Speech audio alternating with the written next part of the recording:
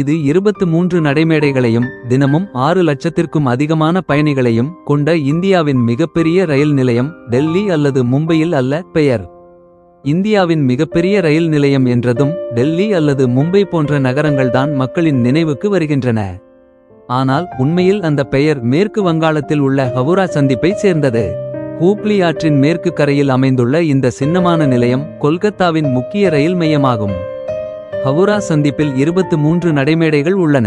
மேலும் தினமும் 280க்கும் மேற்பட்ட ரயில்கள் கையாளப்படுகின்றன. தினமும் 6 லட்சத்திற்கும் மேற்பட்ட பயணிகளுக்கு சேவை செய்கின்றன.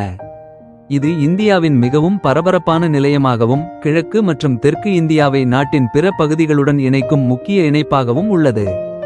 ராஜதானி எக்ஸ்பிரஸ், துரந்தோ எக்ஸ்பிரஸ் மற்றும் சதாப்தி எக்ஸ்பிரஸ் போன்ற முக்கிய ரயில்கள் அனைத்தும் இங்கு செல்கின்றன. இந்த வீடியோ பிடித்திருந்தால் லைக் பண்ணுங்க, ஷேர் பண்ணுங்க, சப்ஸ்கிரைப் பண்ணுங்க. மீண்டும் அடுத்த பதிவில் சந்திக்கும் வரை உங்கள் துரைவேலு கிருஷ்ணசாமி. நன்றி, வணக்கம்.